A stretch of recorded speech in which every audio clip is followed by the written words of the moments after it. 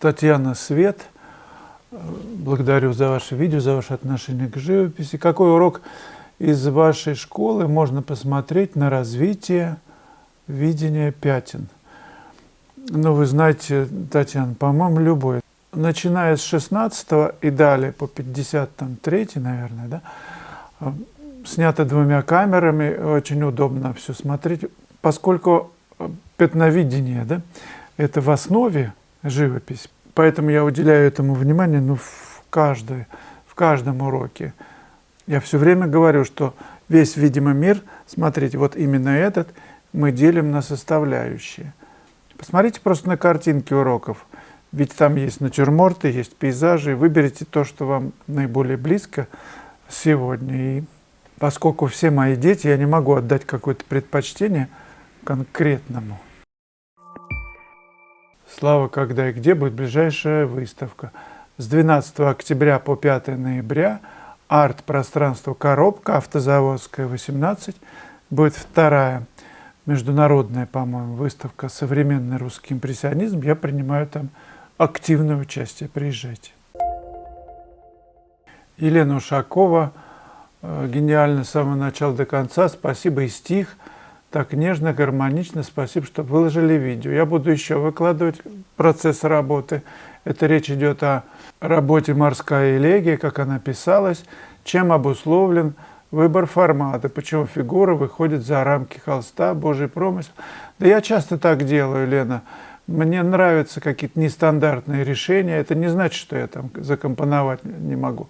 Один человек написал про портрет «Трещина между мирами», Андрей Светлов. Очень живописно, жаль, не в полный рост. Было бы эстетичнее. Но вот для него эстетичнее было бы в полный рост. А для меня не в полный рост. Бывает так, что даже обрезание происходит такое ненавязчивое, сверху или снизу. В нашей деревне вновь включили свет, и теперь можно работать при освещении. Будет приятнее и эстетичнее. Компоновка объектов в холсте, что бы то ни было, портрет, пейзаж или что, это очень важное значение имеет, потому что это же поиск новизны всегда происходит. И поэтому я предлагаю всегда иметь вот небольшой блокнотик для скетчей, где вы делаете композицию этого мотива со всеми неожиданностями, на которые вы способны, чтобы себя удивить. Поэтому и ищите какую-то нестандартную красоту, компонуйте смелее. Помню о том, что гениальное – это всегда выход за рамки правил. Екатерина Ше. Вячеслав, а вы участвуете в выставке импрессионизма, о которой говорите? Участвую. Просто ваша фамилия не указана в списке участников. Как это? Я вот зашел сейчас на ArtNow, и она прямо красуется. Там же по алфавиту. Вот она. Вот, смотрите. Короленко. Так. В какой день вы там будете лично? Вы будете проводить там какое-то мероприятие? Ну да, я буду проводить там мастер-класс 29 октября в 14 часов. Я тоже из другого города, сильно издалека, но хочется приехать посмотреть живьем ваши работы. Приезжайте, познакомимся и попишем что-нибудь там. Дилшот Кудаяров. Пишу картину, а потом через некоторое время вижу, что краска потрескалась. Почему так? Давайте спросим у наших экспертов в области реставрации. Наверняка они скажут, ну, включитесь, пожалуйста, что несколько причин. Это может быть плохой грунт. Реставраторов прошу просто откликнуться конкретно, почему потрескалась. А потом краска. Например, если использовать какие-то краски, которые с секативом, но с убыстрителями высыхания, масляные, например, а какие-то без, то те, которые быстрее сохнут, да, вот представляете, вы ее проложили сверху.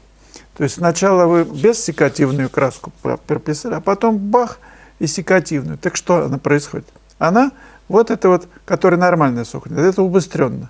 Так она же сохнет быстро и утягивает в себя вот эту, ту, которая медленно сохнет. Что происходит? Кракелюры, она не выдерживает такой скорости. Поэтому говорят, что одни бренды нужно использовать. В любом случае не используйте дешевые краски вместе с дорогими. как гармонично распределять теплые и холодные краски, особенно когда источник света неясный. Тепло присутствует и в холодных тенях, и холод есть в теплых тенях. Ну так всегда в природе все смешано. Ориентироваться на общую гамму и настроение картины, спасибо, ну в том числе.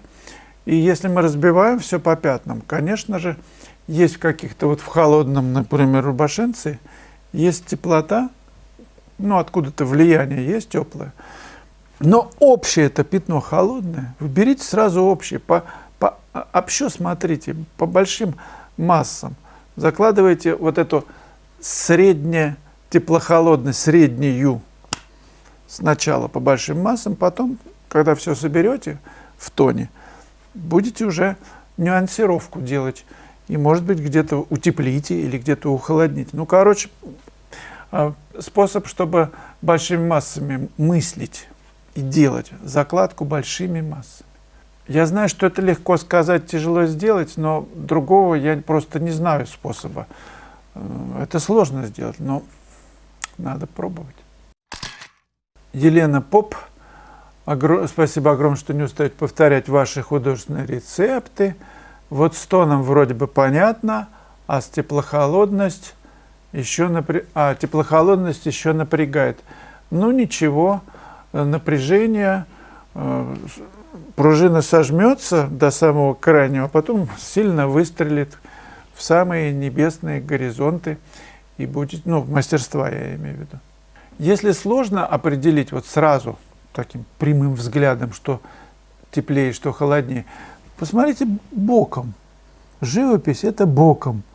Непривычные. Кто-то даже вообще на карачки, ну, кверху тормашками смотрит.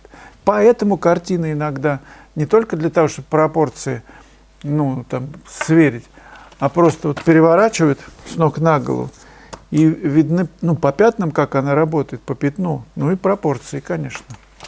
Этот способ позволяет собрать работу. То есть она может быть дробна, поскольку мы ошибаемся, не можем собрать это сразу. Перевернули, опа, сразу все видно, видна дробность. Непривычный взгляд, точка зрения непривычная, позволяет это увидеть.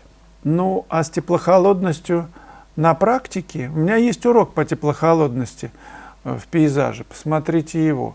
Я его снимал в Риге, там одной камерой снято, но все очень четко видно. Посмотрите анонс на эту тему.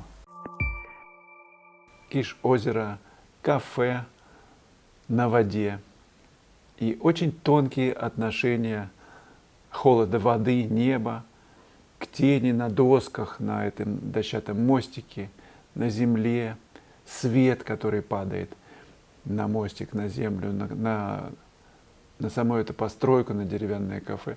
Это очень интересная задача. Как-то у Мане спросили, какой сюжет вы пишете. Он сказал, единственный сюжет во всех картинах – это свет.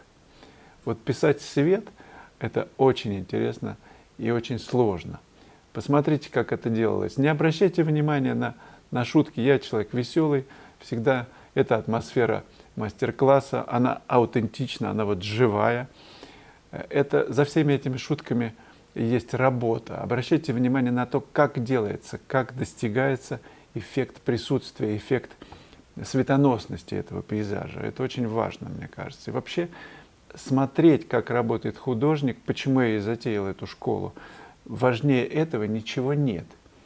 Фешин, который не знал языка английского, делал мастер-классы постоянно и считал, что то, что художник показывает студентам, это важнее всех слов мира, которые существуют. Можно без слов это проводить. Я буду очень рад, если вам урок этот понравится. Пишите нечто подобное и присылайте мне на видеоразбор. Так будем двигаться дальше.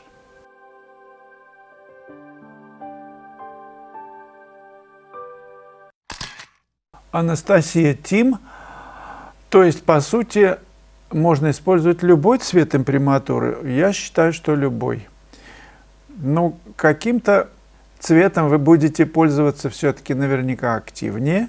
Есть люди, которые любят охру, есть кто розовый, есть кто ультрамарин.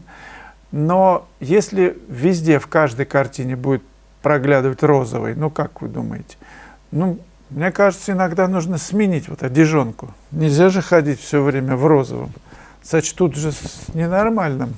Одна знакомая любила белые одежды. Вот все, и ботиночки белые, и носочки белые, и штанцы, все белое.